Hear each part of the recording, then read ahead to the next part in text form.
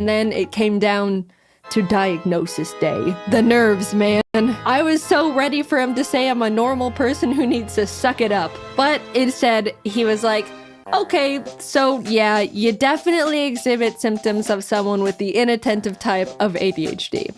And autism. Yippee! My struggles are justified. I'm not crazy. Wait, what was that last part? He explained all the different ways ADHD affects me and the different areas I struggle with compared to others. He even gave me a 37-page document of his conclusions and information on how my brain works, with graphs and pictures. I've read through it all a bunch of times now, and it's already really helped me understand how I tick. I call them the autism docs, but I'm not gonna get into that side of the diagnosis. Let's just brush that one away for now. There's a couple types of ADHD you can have: hyperactive, inattentive, and combined, which is both hyperactive and inattentive. Hyperactive is the type people typically go to when they think of a loud kid who can't sit still. People with this kind normally need to fidget, have low patience, tend to talk a lot, and have trouble staying seated, especially when they're expected to, like in a meeting or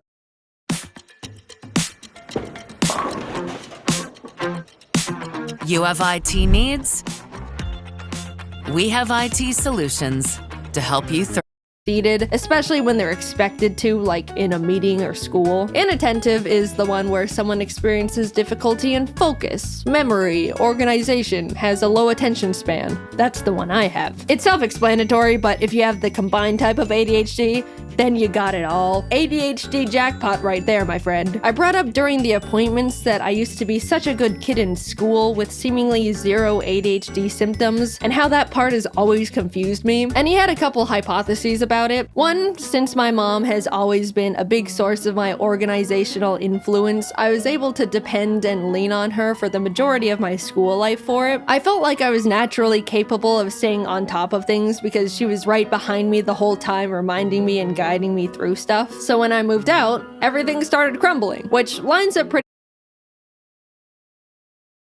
perfectly to when I did start struggling. Another explanation he gave was the fact that ADHD affects women differently than men, which is also less researched. Love to hear that one. Not only do women tend to be able to mask their symptoms better than guys, so it goes much more unnoticed, but they also experience ADHD differently. And research says there's a chance it can just start affecting women later in life. I'm no ADHD scientist though, that's just what I've been told by specialists. I don't know, I've just got the dang thing. Either way, those two explanations make a lot of sense to me and have since put my weird ADHD imposter syndrome to rest. I didn't really think that getting a diagnosis would change much about how I go about my life, but since getting my ADHD certificate and lollipop, it's completely revolutionized how I think and go about getting things done. It's still hard to get my ass into gear when I need to do one normal thing that's not difficult, but I'm much less hard on myself and will strike almost like these kinds of mental deals to loophole myself into getting things done. Like, for example, if I really don't want to edit a video, I'll say to myself,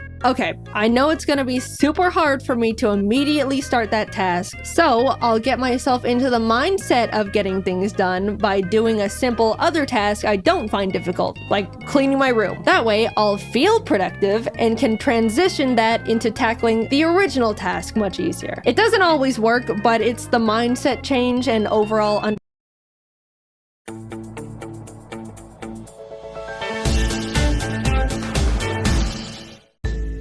New Halo Top Chocolate Fudge Brownie has brownie chunks and batter swirls in every bite, but half the calories, so you can ice cream like a happy little bed raccoon. Ice cream like never before. Okay, before I even say anything, let's lay out some ground rules. This is probably gonna be the most open I'll ever get about my personal life. I know I've shared tidbits of myself and life through little stories, but when it comes to personal stuff, I'm very private. Especially within the past few years. I'm gonna be talking in very general surface level terms because specific personal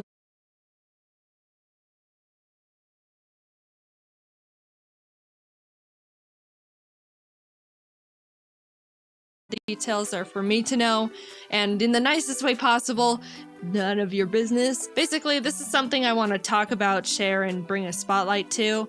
But at the same time, you get the Cliff Notes version. So no trying to assume or guess anything beyond what I'm sharing within this video. At the end of the day, we're all just strangers refusing to listen to the stranger danger rule.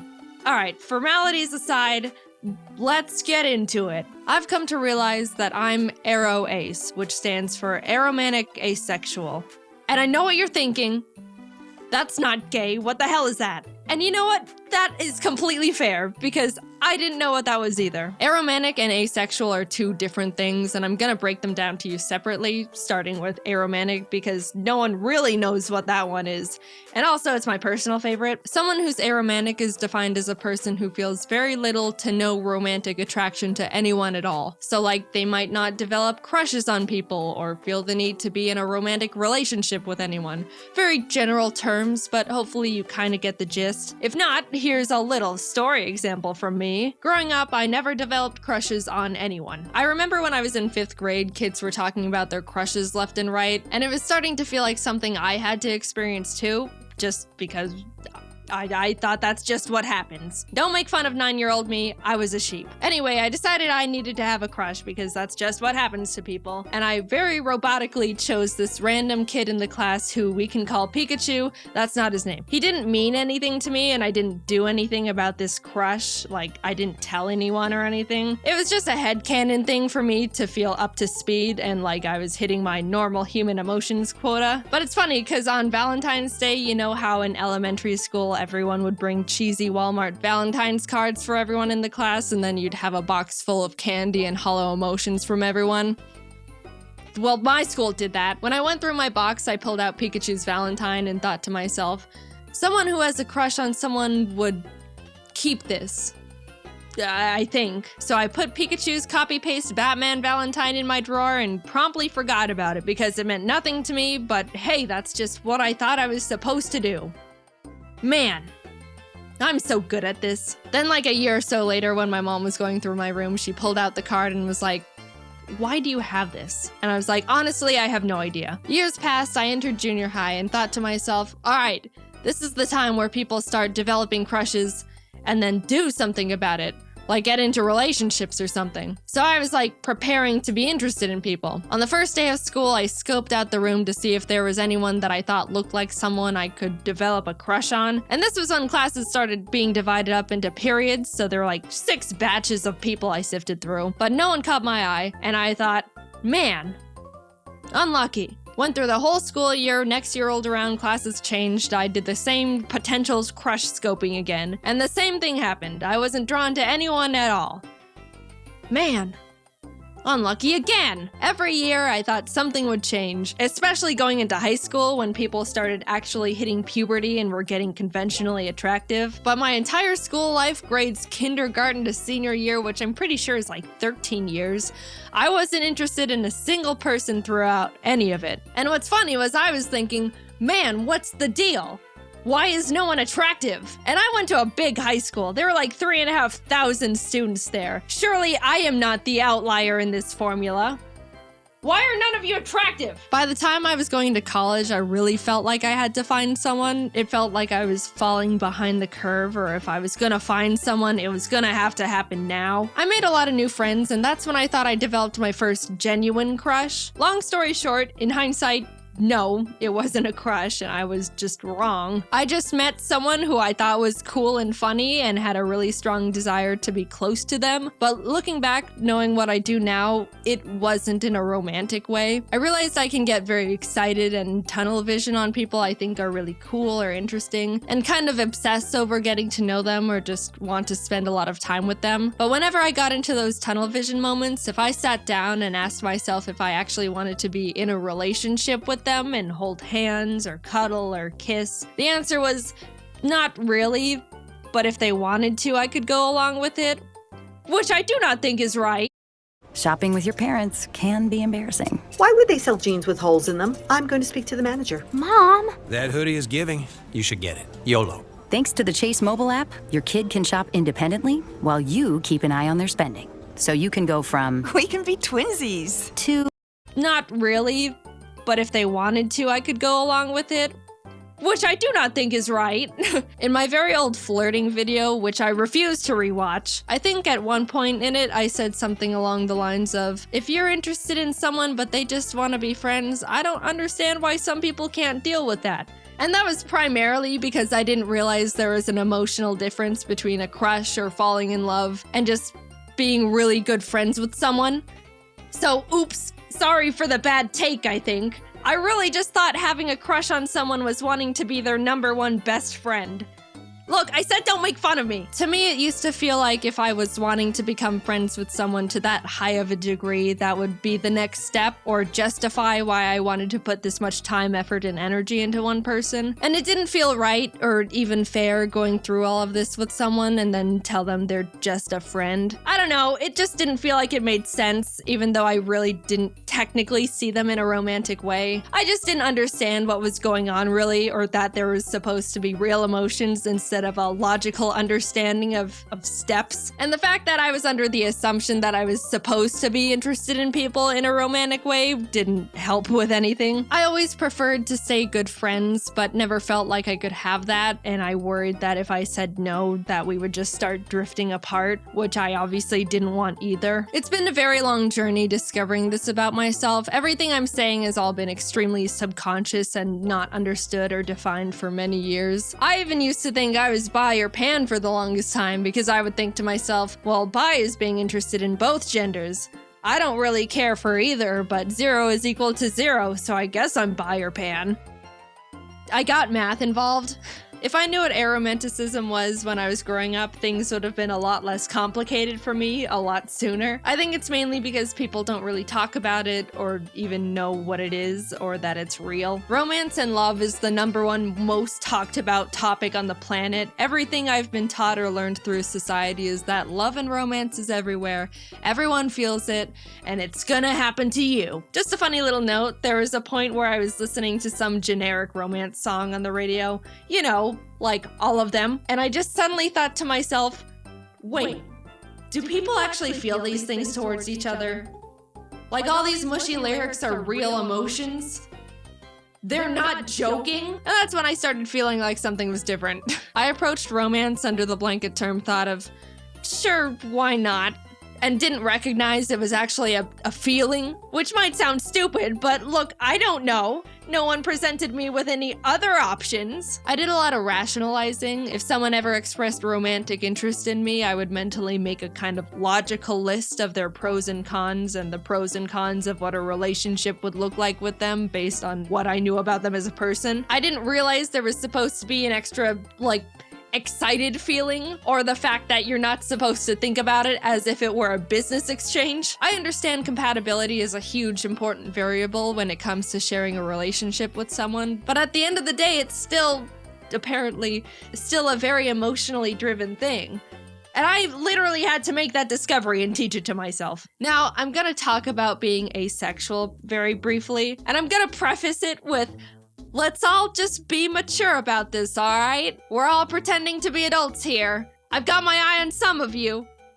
Behave! Okay, this is definitely treading into uncomfortable personal boundary territory for me, but yeah, I do want to share that I'm asexual too, which is defined as someone who feels little to no intimate attraction to anyone.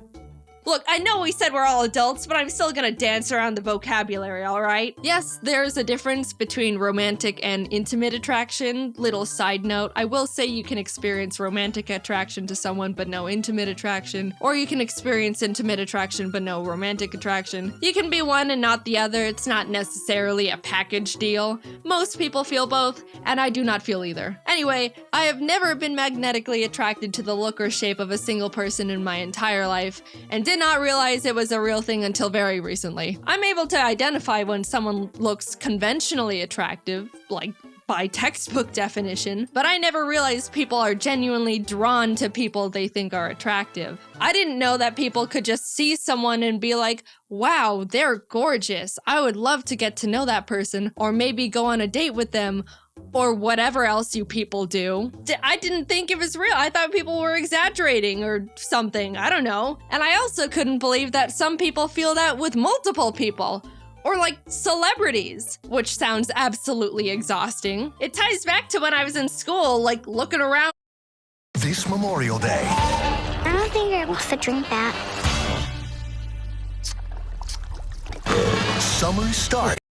Like looking around for people to like. It makes sense now that no one caught my eye because that doesn't happen to me. I was just wasting my time for 13 years. I feel like such a fool. Now, there's an easy assumption to make about asexual people and that they all have zero interest in being intimate with anyone at all, which actually isn't true. Some of them are genuinely turned off by it, and some aren't. Some reasons would be that they just don't mind it, or they want to make their partner happy, or enjoy the emotional closeness of it. There's a million different reasons and a million different people. Am I sharing what kind of a people I am? Nope. And you don't know me personally enough in the slightest to be able to try and parasocially analyze where I stand on that spectrum. I'm just here to say I am this. We are moving on. When I stumbled onto the term ace and started realizing I fall into that category, it helped me feel much more confident and sure of myself. I've read a lot about how people say they felt broken or that something was wrong with them. But honestly, I was the complete opposite. Coming from my very biased perspective, I think ace is one of, if not the coolest and most confident orientations out there. Not needing a single gram of romantic or intimate validation from anyone is so cool. All you need is yourself to be happy, maybe friends and family too. And birds. The more I came to terms with the fact I'm ace, the more empowered and capable I felt. But at the same time, I was also starting to feel more alone and isolated. As cool and amazing and unique and awesome as I think it is, it can be really hard for other people to relate to or even understand. Everyone else and their orientations are able to bond and relate to the love and romance aspects, and we're over here like, we don't do that. I don't even know if I'm explaining it very well. It kind of does go against everything everyone's ever been taught about anything. Romance is taught to be a basic assumed emotion, which I do think is a bit misleading. A common argument used against the ace orientation is that romance and intimacy is what makes someone human. But I mean, I don't know, lots of birds mate for life, which is a better ratio than people, and all animals get frisky. You know, that's just how they became not extinct. It's not an exclusive to humans thing. If I were to guess, I would assume the thing that makes someone human is basic empathy. Like, I'm not an emotionalist monster. I can still love people. I love my family and my pets, just platonically. And I would hope that you're the same. I just don't experience romantic love, which, I don't know, I don't think that's harming anyone. Definitely not me. I'm having the time of my life. I don't think you need to be in a relationship to be happy. And if you don't want to be just on your own, I think there's many types of people in relationships that push the boundaries of what a conventional relationship looks like. Telling someone that they need to be in a romantic relationship to be happy and fulfilled is weird. And then when that person says they're not happy, they're told relationships take a lot of work and that's just how it goes. And that's also weird. I don't know. I also think it's weird that once someone reaches a certain age, people inherently start thinking it's sad they're not in a romantic relationship or assume they're lonely and sad. No one thinks a child is sad and lonely just because they're not in a long-term relationship. I don't know. I don't get it. And I also think I'm rambling. At the end of the day, it's all very complicated to talk about these things, especially because I don't know the feelings I'm supposed to be feeling, let alone talk about. I just know for me, the terms aromantic and asexual are able to articulate things I was subconsciously feeling and thinking before I even realized I was feeling and thinking them. I don't plan on talking about this very much, if at all, ever again. I just want to play my silly little video games, maybe tell a story here or there. But I wanted to bring the orientations to the surface and try to get more representation out there because I thought if I could help more people become more aware of this, then that would be awesome. I was confused as hell for a while and could have used something like this. It's a real thing. You don't have to feel any sort of romance or whatever to be considered a real person. Personally, I think it's really cool and badass. And don't be afraid to look more into aromanticism or asexualism if any of what I said in this video resonated with you to any degree. Like I said, this is all very surface level stuff. They're both much larger spectrums than you'd think, and maybe you fall under some umbrella category with them. I don't know, or not. Either way, this has all been my personal experience with this stuff. Is there more for me to figure out within it? Yeah, I'm pretty sure there is. It can get pretty complicated and confusing. Haha, awesome. Will I be sharing any of that with you? Nope, no way. This is all you get. Hope you can understand even just a little of what I talked about. And if not, that's totally fine. I just hope you can be nice. Thanks for listening. I never really intended on making this video because I haven't really felt a strong urge to, like, I don't like using this phrase for myself, but come out. But I did end up wanting to make the video to make people more aware of this stuff because I think it's important and someone has to. There's not really that many people doing it right now. Anyway, yeah, just moving forward, I guess. See you later. Ritz Fresh Stacks are for snacking go-getters. Where you go, they go too. So go get them. Ritz Fresh Stacks. Ritz that you can take with you. Save your groceries. For the love of food. Ziploc. For people who have been around for a while, you might be seeing the title and thinking, Jaden, aren't you allergic to cats? And to that, I'd say, yes. Kind of.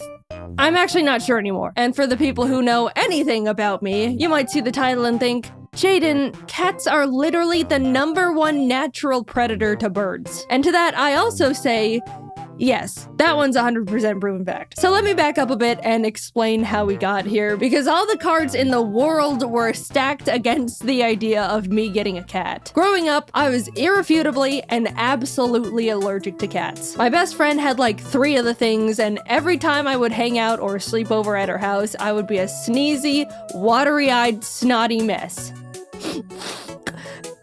Can I have some water? Given the fact my brother was also allergic to cats, it was set that we were a dog family. My whole life I went around not giving cats a second thought. I never had anything actually against them, but since I was forced to stay 20 feet away from them or suffer the consequences, I just couldn't get to know them. Plus, as a kid, dogs were always more appealing. They're more likely to be bigger fans of playing and running around, be more approachable with their genetically bred unconditional love, and can overall be more forgiving. Cut to like 2 catless decades for me later, and I'm meeting Jacob for the first time at his place. As we're hanging out in his living room, his cat Fraser comes over and greets me. Fraser is extremely social and vain, so he's always expecting nothing less than a never-ending stream of attention from the people. Even though he's very cute and distinguished, I deployed my typical foolproof plan of don't touch the cat. Fraser realizes he's not getting any attention out of me and sits down nearby on the couch, but a bit later, Jacob's other cat ends up making an appearance. This one's Taylor. She's normally really shy and hides, but does really like women,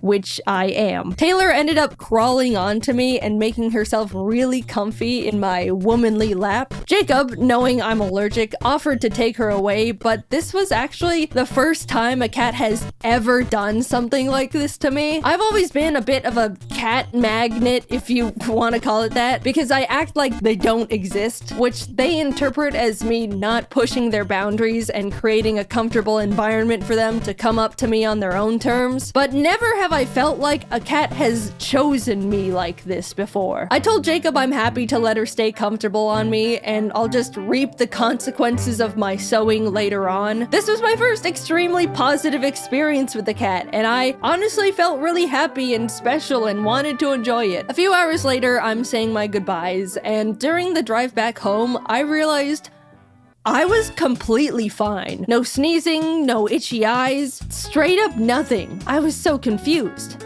and curious. Thus, the start of my little cat experiment began. Every time I went over to Jacob's place, I would let the cats be as social as they wanted with me. If Taylor wanted to sit by me, I'd let her. If Fraser wanted attention, I would pet him. At one point, while we were watching a movie, Taylor literally decided to lay down on my neck, filling every one of my breaths with cat dander and hair. And you know what happened? No reaction, not even a little drip of mucus. Somehow, sometime, I'd grown out of my cat allergy and never noticed. Apparently, every 7 years, people's allergies have the chance to change. Maybe being surrounded by my friends' cats all throughout my childhood could have helped my body get more familiar with them. Either way, I've now unlocked the skill to survive cats. Oh guys, it was incredible. Now that I'd been freed from my shackles, I immediately started taking time to get to know cats more. Instantly, they felt so much more cute and cool and approachable, and I was really starting to like them more, especially since every time I would hang out at Jacob's place, Taylor would walk over and be around me and purr, and oh, it was amazing to be loved by a cat. So I really like cats now. And after some time, I decided I wanted one too. Jacob and I decided to peruse a local cat rescues website just to see what cats were available. I don't want to get one right away. There's a lot I have going on, but it doesn't hurt to— oh my god, that one! I want that one so bad. It's so cute. What's its name? Tostada? Tostada, my beloved. We have to send in an application. We have to. Hi, my name's Jane. I love this cat. Please let me adopt it. Please. What? You guys know me. I'm weak-willed and impulsive. My first mistake was liking cats to begin with. The rescue reached out a few days later for a cat screening interview to make sure we would be a good fit to be cat parents. After being approved, they told us we could pick any cat we wanted that was in their care. Don't miss out on Decor Days, our biggest spring style event, May 1st through 5th. 5 days to save on decor you never have to leave the house for. Find everything you need for home, from home, and now for less during Decor Days. Only on HomeDepot.com. New Chips Ahoy Baked Bites are so soft. With chocolate chips. So not a cookie. So irresistibly good. Of course I asked about Tostada, but we were given the unfortunate news that she had already been adopted. No! We looked at the other cats available on their website, but unfortunately none of them really stood out to me. The rescue ended up inviting us to a little Meet the Cats event they were hosting where we could see all the cats they had up for adoption in person, which was awesome because that was actually the first time I'd ever actually seen and held a kitten before. It was amazing. But as cute and tiny as they all were, there still wasn't one that called to me. I pried Jacob away from the kittens, headed home, and we started waiting. Every day I would check the rescue's cat list to see if any new ones caught my eye. I didn't even know what I was looking for, but waited for the universe to send me my perfect cat nonetheless. One morning I refreshed the page and saw one new kitten added. A tortie they found in some dumpster named Scrabble, with the biggest eyes and forehead I'd seen in my life. Something about this bizarre little creature called to me. I messaged the rescue about Scrabble and they told me she's available, putting me in touch with Scrabble's foster parents. Every day they sent me new little pictures of kitten Scrabble, and every photo I fell more and more in love with her. She seemed so silly and playful, and those eyes. We got on a video call and they told me all about how big of a personality she has. Out of the 5 other kittens they were fostering, she was by far their favorite. The whole time we were talking, Scrabble was flipping around in their arms and looking at the camera with her giant orbs. I left that call knowing I found my cat. I needed to have little kitten Scrabble. Meeting her in person only cemented it. She was shy at first, but after flinging around her worm toy, she immediately started hopping around and being the life of the party. I talked a lot to her foster parents and they just gushed about how they wish they could keep her since they all loved her so much. Even though the rescue called her Scrabble, obviously that was more of a placeholder name. The foster parents called her Cammy, but neither of those really fit to me. However, I knew one name that I liked.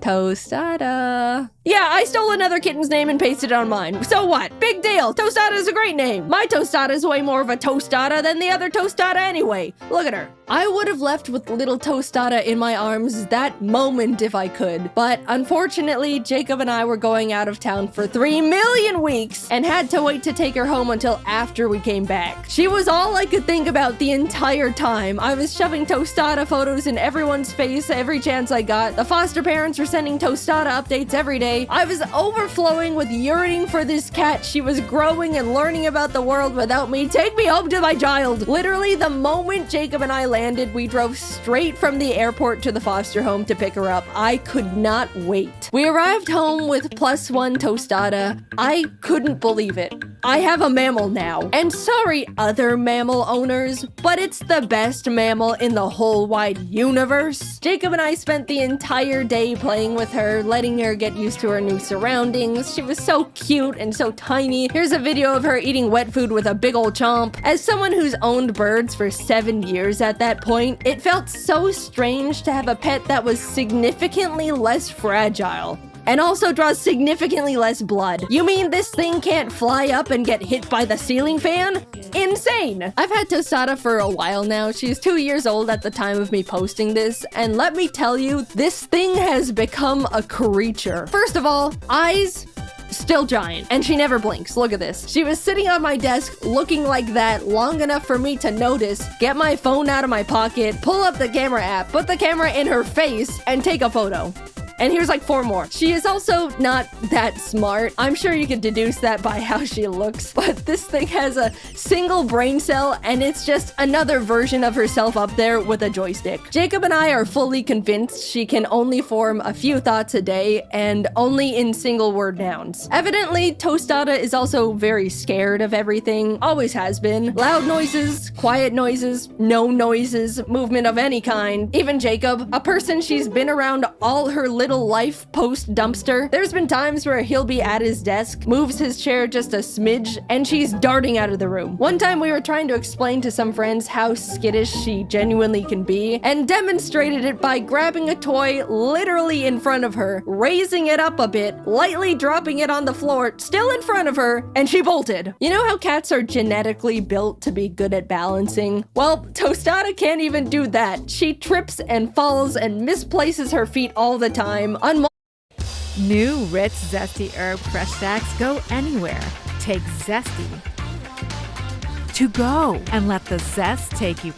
Misplaces her feet all the time. On multiple occasions, she has tried to walk across my L-shaped desk and just missed and fell down. That's like the one thing that makes a cat, and nope, doesn't hit the mark there either. She's gotten better, but as a kitten, Tostada couldn't even jump. After I built her first cat tower, I watched as she attempted to jump up to the 2nd level, not quite make it, and had to slam her arms down on the thing to hoist herself up like she was mountain climbing. But oh, is she the sweetest little thing. When I got a cat, I was expecting it to want its own space, come around when it wants, you know, general cat things. But this creature follows me from room to room with those high beams of hers. She sits on my lap while I'm at my computer, lays on my giant Pokemon plushes, mostly just looks up at me from the floor and just stares. When I'm sleeping, she'll just crawl into bed and tuck herself up right next to me. Look at all these photos of her straight up on me when I'm sleeping.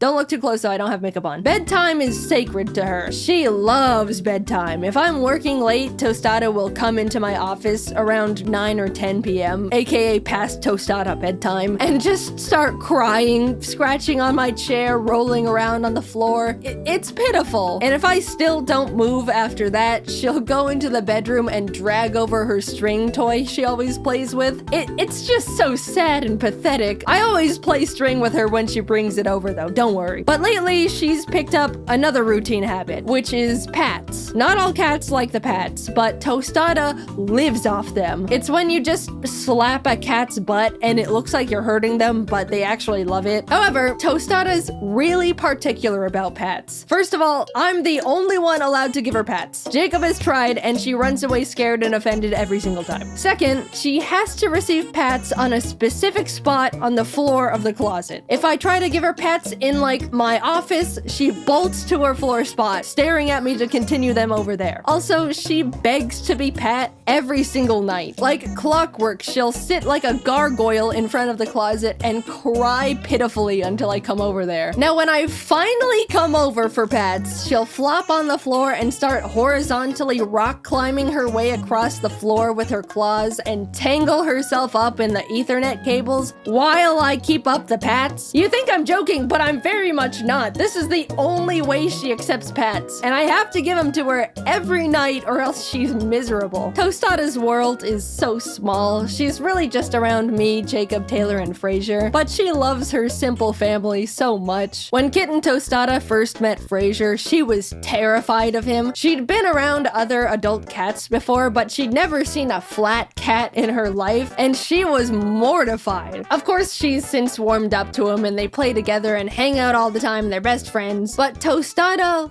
loves Taylor. Always has. She looks up to Taylor like a little baby sister admiring her cool, awesome older sibling. Unfortunately, Taylor hates it. They literally have a SpongeBob Squidward type of sibling relationship, and Tostada is so oblivious to it. Taylor has annoyingly swatted at Tostada so many times just for existing around her that Tostada now thinks it's a fun little game they play and will start chasing and swatting back at Taylor happily, not understanding cat social cues. Of course, never in a way that's too far, but just enough to get on Taylor's nerves even more. Between the three of them, they all have such different little personalities and relationships to each other. It's made our lives so much more entertaining. And to anyone concerned about the birds, don't worry. I've got Ari and Tofu very separated from the cats. They're safe in their own blocked off room connected by a double door system that ensures no possible interaction between bird and cat. If anyone is thinking about getting cats and birds as pets, it is possible, but just make sure the two are very separate, especially if you have smaller birds like conures or budgies. I'm sure there's people out there that have trained their cats to be fine around a pet bird, but to me, all it takes is one accident or attack for you to just not have a bird anymore. Plus, having the two of them takes a huge amount of time and commitment. I've said it before and I'll say it forever. I love my birds to death, but they do not make good pets for the very large majority of people. In terms of allergies, I do think I was originally still a little bit allergic to Tostada, ironically. When I first got her, I was sneezy and sniffling. Nothing allergy pills couldn't fix, and it never was as bad as my original cat allergy. But I think I've been growing out of that one too, because nowadays I don't have any reaction to her at all. Bodies are a mystery. I am building my immunity to everything. Next up is rat poison. I didn't think I would make a video talking about this thing, but Tostada's just got such a funny little personality and has become such a big part of my life. She may be the description of autism, but I love her more than the world itself, and I know I'm the center of her little life too. I don't even see her as a cat. She's just a little creature that follows me around looking weird, but I love it, and I'm so glad I grew out of my cat allergy just so I can have her. It really has been so different owning a cat, mainly because I know Tostada won't just bite me at any given chance, unlike some avian creatures. Thanks for watching the video. Heads up, I'm going to be announcing new merch again soon, so be on the lookout for that. The last drop went so well, and I'm really glad that so many of you guys enjoyed it. I'm so excited. The best things in life are worth searching for. Pacifico, find your own way. You already know Mario. I'm not gonna explain Mario to you, but a lot of people don't know about a little Mario community that thrives in the depths of the deep, dark Mario crevices. I'm talking about Mario Kaizo. Mario Kaizo is basically fan-made high-difficulty Mario. People will take base games like Mario Bros. 3 or Super Mario World and rearrange the levels to look like this.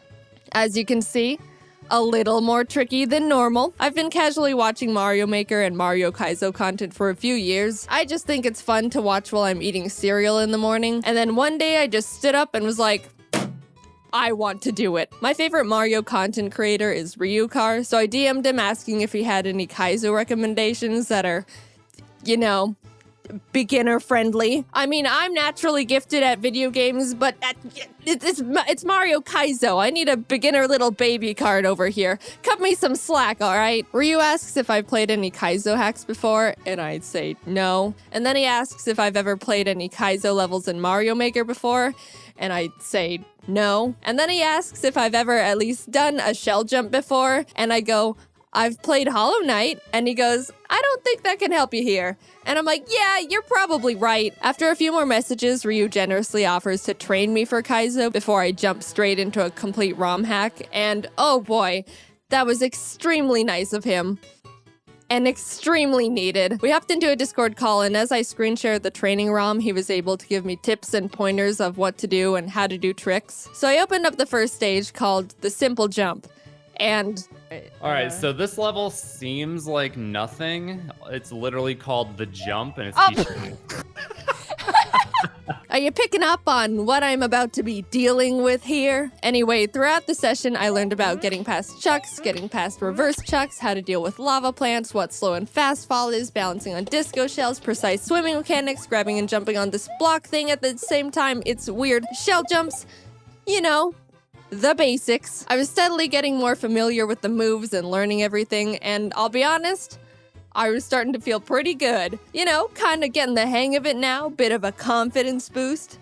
And then I hit the test stages where all the mechanics you learned are packed into like an actual level. Test 1 wasn't too bad. It looks like this and ended up taking me around 20 minutes to beat, but test 2 was the one that got me. It's a short, fast-paced level with no checkpoints, but between the really difficult button input to do the block grab jump thing, straight into a shell jump, and then land on Tiny Dino Man onto Yoshi, my armpits were sweating. The last trick you gotta do is ditch Yoshi and win. But since I bonked my head or missed the jump so many times, you can see the trauma behind this hesitation here. But I ended up getting it after an hour and a half of attempts. After all that, Ryu says he thinks I'm ready for the real deal, sends over the ROM he recommended, and here's my experience trying to beat my first Mario Kaizo hack, Super Ryu World. This is how the game starts out. You're doing great. That's fair.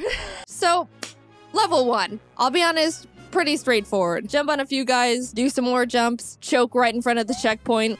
No. Oh! But eventually I was able to beat it, and I'll admit, I was pretty stoked. Does he jumpsuit? Yeah. Oh!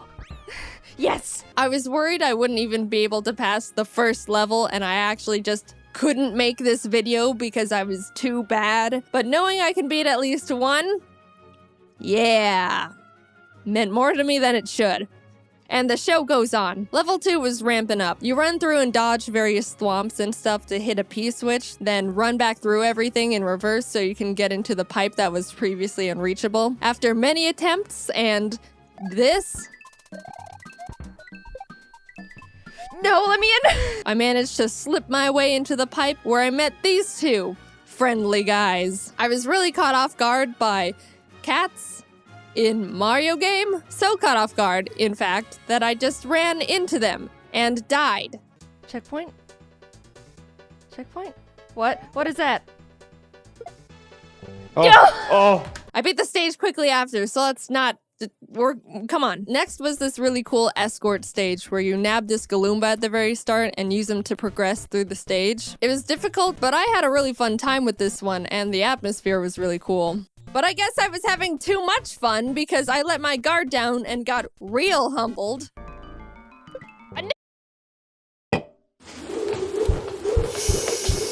Red Bull gives you wings.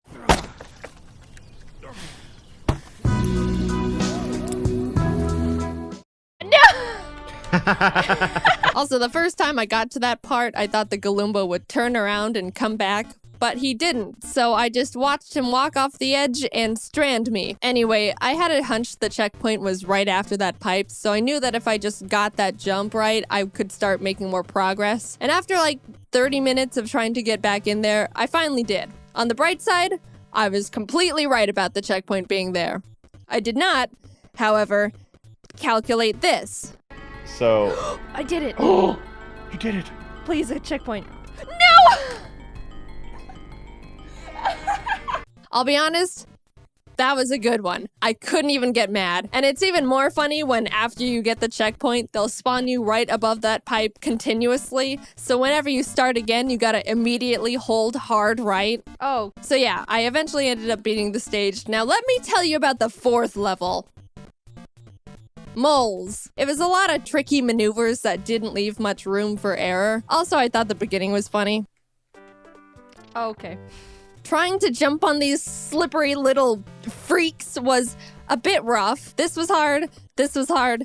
This was hard. I did this part wrong. I think I needed him. This guy suicided.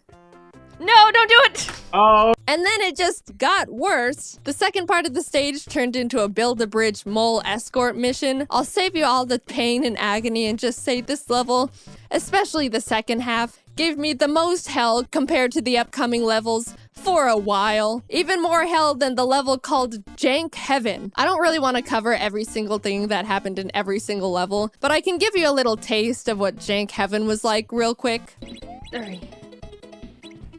That Mario sprite. No, shoot!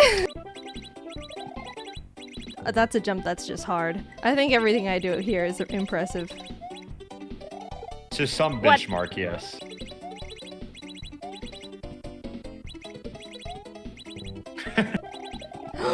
Oh, I'm glad you like had the awareness to do that. It's like, holy shit. Oh. Oh.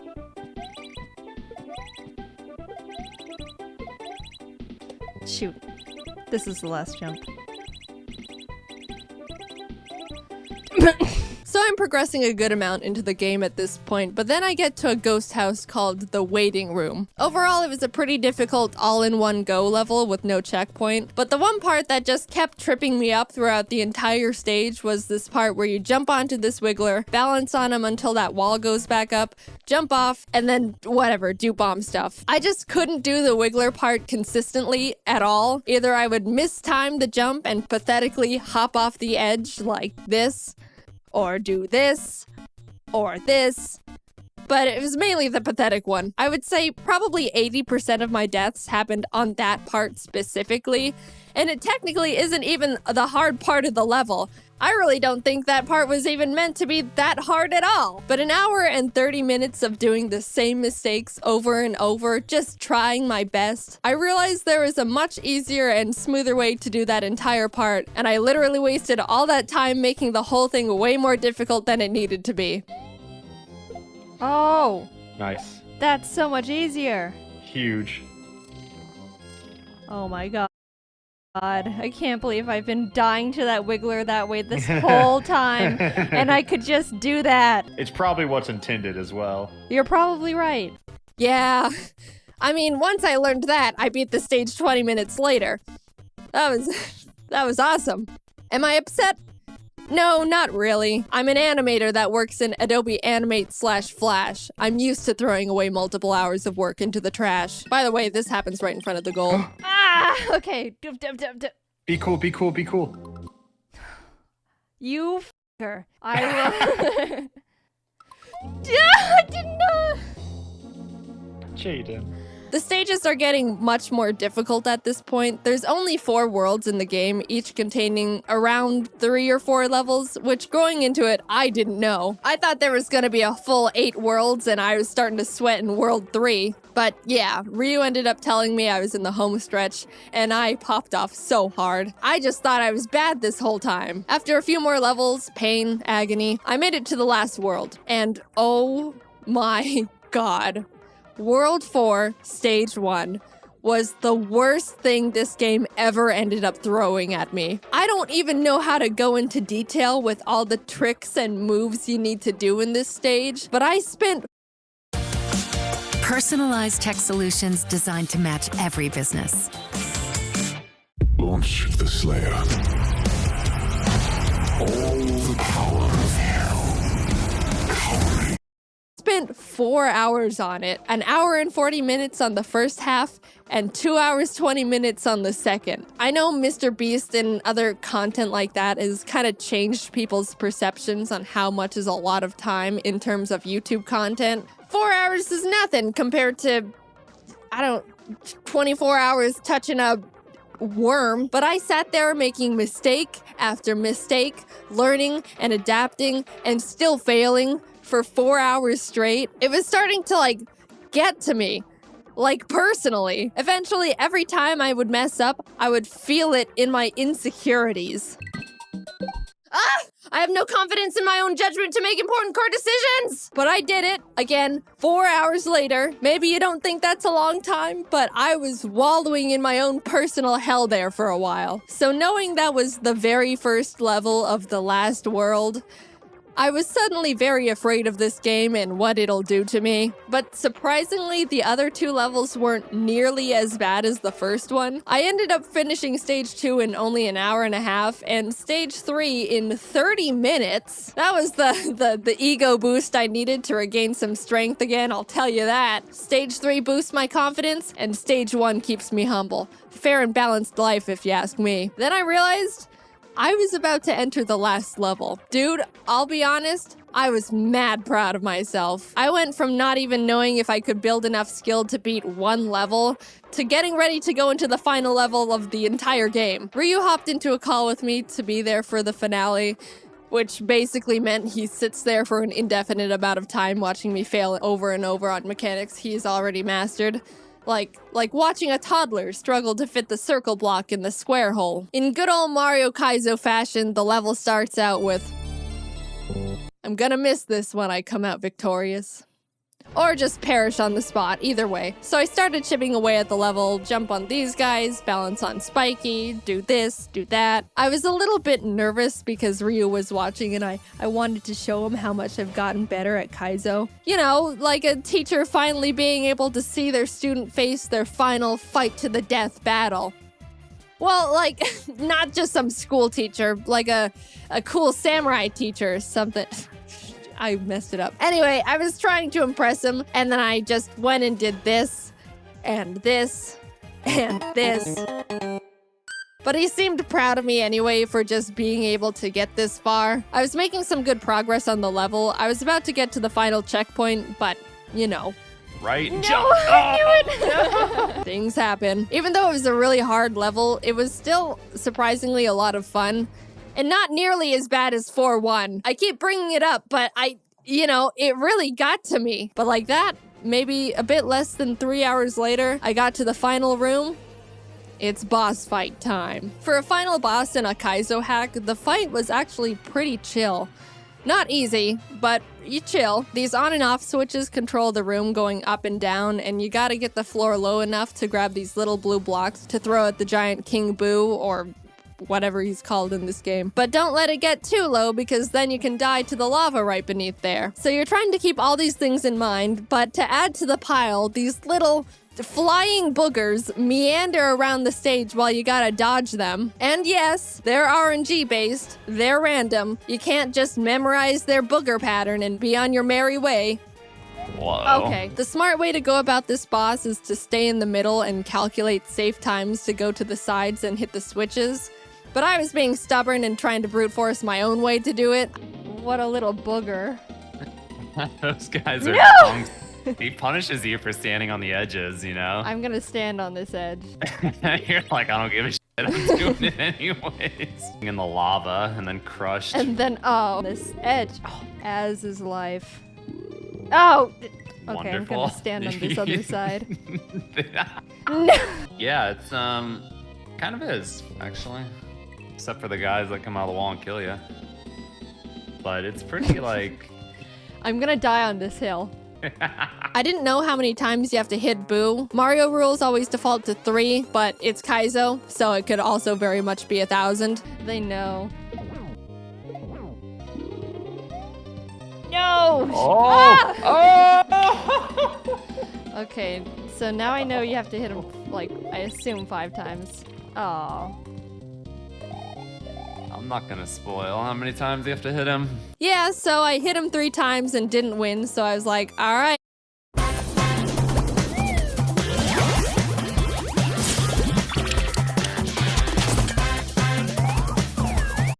Yeah, so I hit him 3 times and didn't win, so I was like, alright, must be 1,000. But then a few attempts later, this happened. Huh.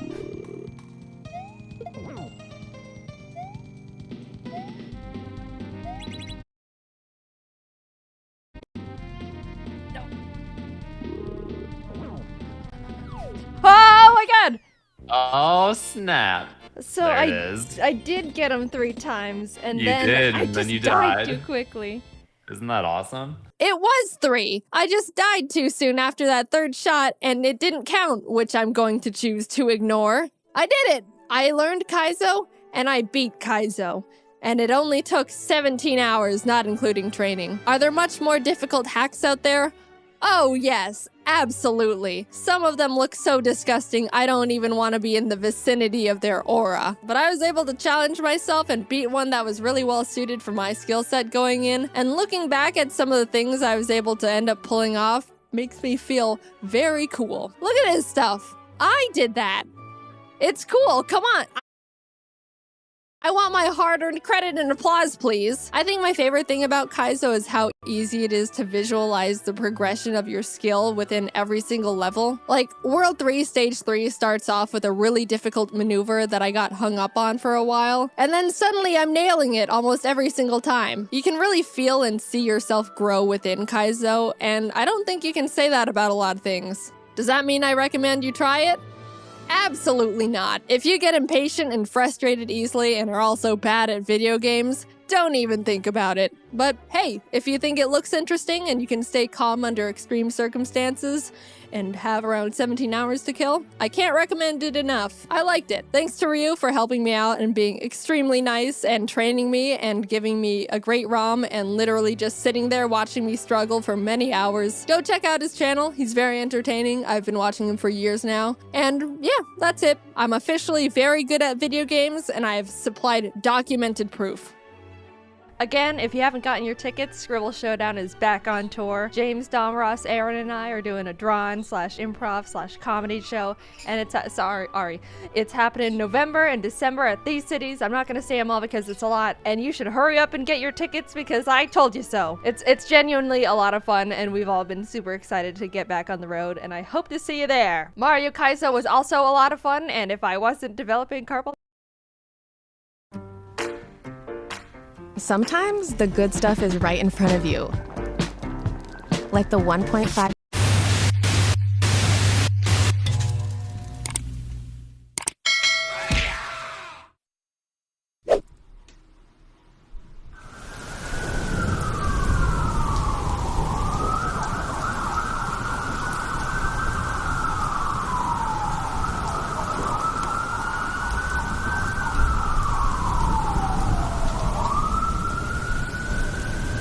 Women, of course you're playing a food game. It's a scary game.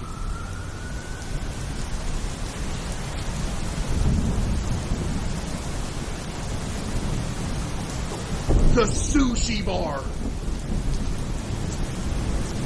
And when you think about it, chat, some of the best horror games involve food. Think about it. Think about it, chat.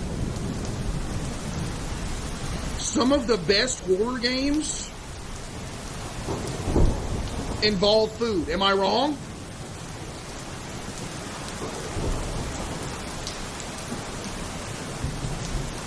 The sushi bar.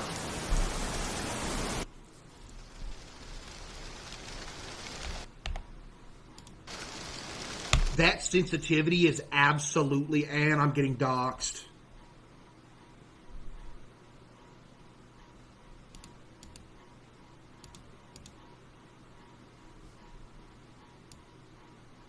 Okay, we're good. Queso's first chin with the 5 gifted. Thank you.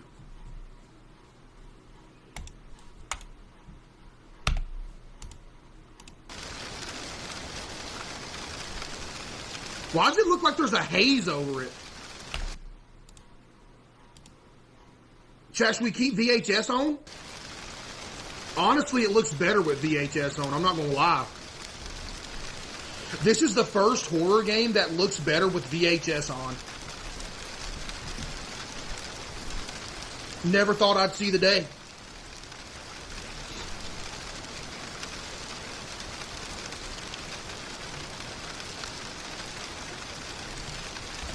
Yo, listen to this message, chat. Y'all just got cooked. Chill Grandma 1810. Bro, what is wrong with some of y'all? You guys say some of the meanest crap to Queso for no reason. You guys need to grow up, especially knowing the fact he ignores you.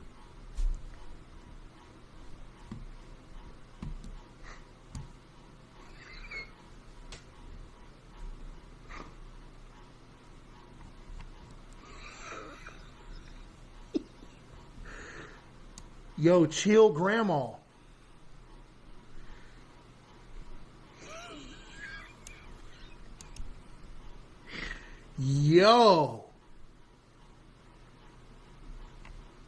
Yo, that is crazy. Wow. Yo, Luke with the 5W Luke.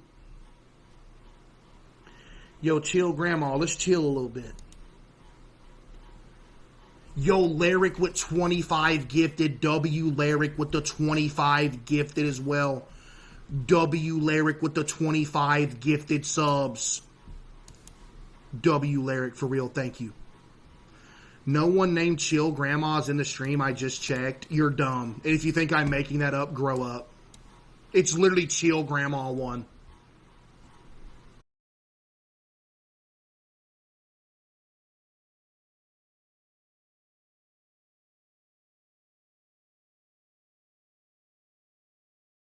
See that? You can fit somebody in here. Oh, we got a nice little place here. Look at this little place.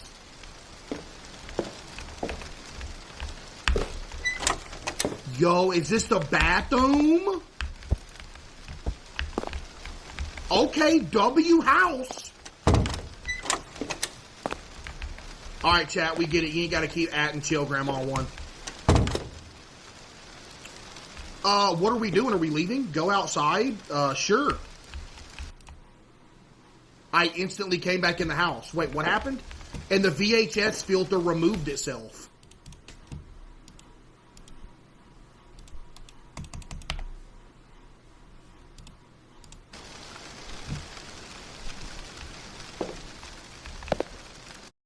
Days In makes every winning moment even more epic, and Wyndham Rewards members score big time. No matter why you're here, Wyndham rewards everyone. Earn points toward free nights with every stay. Days In, a trusted brand by Wyndham. Yo, these Katie's are fire. Bro, you work here? Whatever, kid. Take notes. Yo, I can go all pro in these. I can guard you and route you up. You sure about that? Not anymore. You fellas looking for a quarterback? The goal! Billy needs cleats.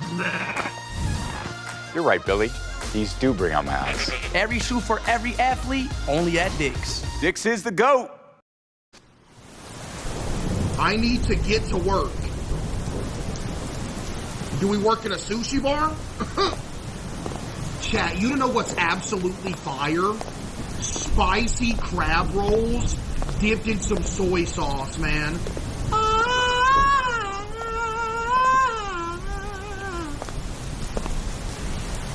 Dude, them spicy, bruh. Do I got a car or something, or am I just gonna walk?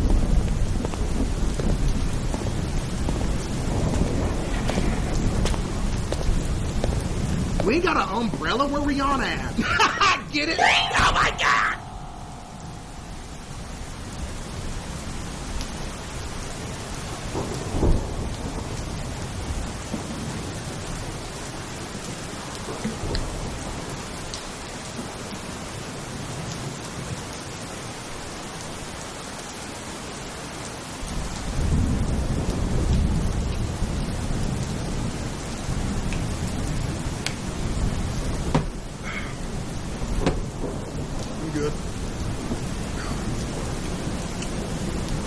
GamerSubs.com, discount code KSO at 10% off.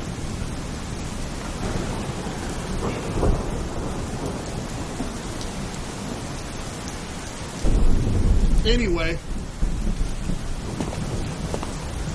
where did bro go? There's nothing there. Hey, can I hit this vending machine real quick? Hold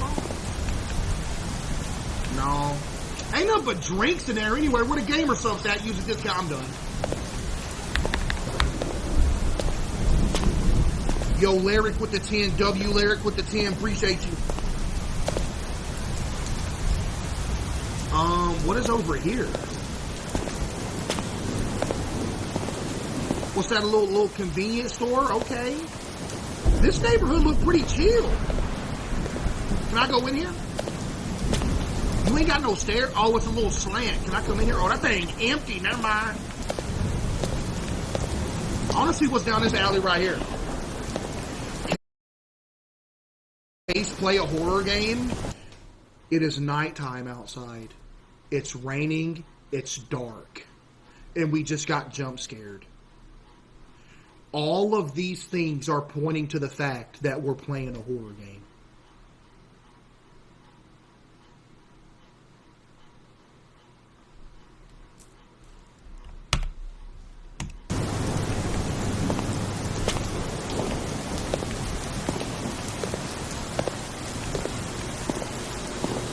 What is this?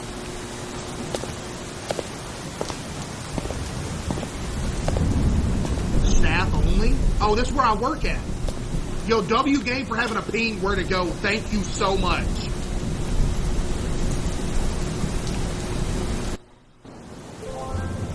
Ooh, this is a vibe. Hello? Okay. How to make sushi? Note from the boss. Oh, here we go. I wonder if he's rude. Making sushi is simple. Is it though? Just take the order from the customer, check the recipe in the menu, cut the fish with your knife, put the ingredients in the right order. That doesn't seem simple. We're getting fired first day. When making a roll, your nori and rice should always be first. Okay, chat, remember, nori and rice should always be first. I don't know what nori is. What's a nori? And the fish should be sliced into rolls. Meanwhile, for the... Okay. I'm not even going to attempt to pronounce that word. Wait, nori is seaweed?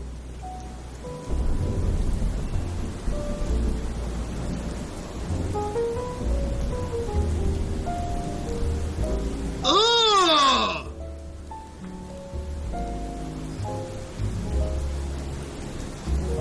Pronounce it? Hold on.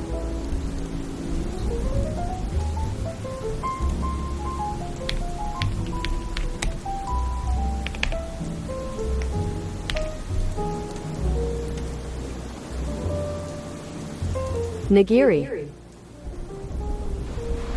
Nigiri. Nigiri. Yeah, I'm good. Yeah, I'm good. You need to slice the fish into sashimi slices. After everything is done, just put the sushi and drinks in the box. The drinks? What kind of drinks we got? What? Yo, Vision with the 5, thank you. Place it in front of the client and done. Also, very important, don't forget to put on your apron. Oh, do I get one of them aprons where it's a butt-naked dude on the front? I got one of those.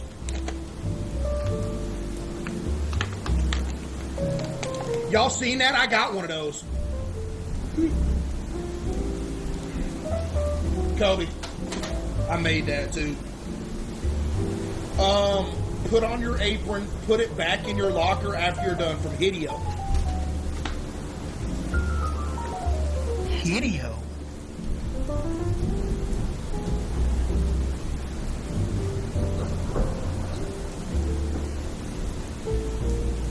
Hideo Kojima?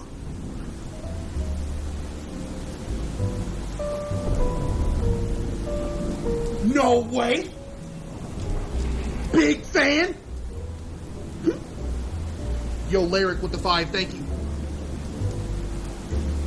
Okay, those instructions were very confusing, I'm not gonna lie. Janitor's locker, boss's locker. Where my little apron at? Oh, my locker.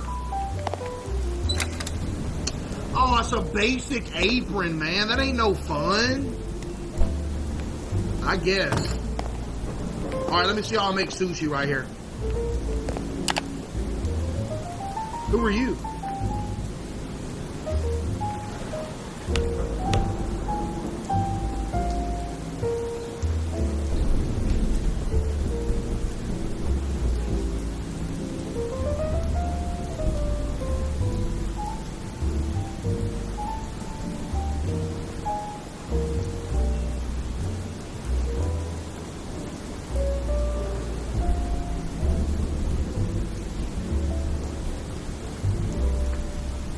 Whoever's making this as slow as Christmas, I can do this way quicker than this.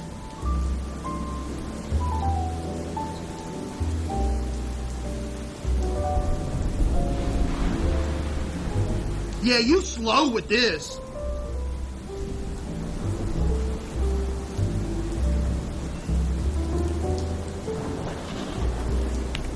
All right, that's a good instructional video.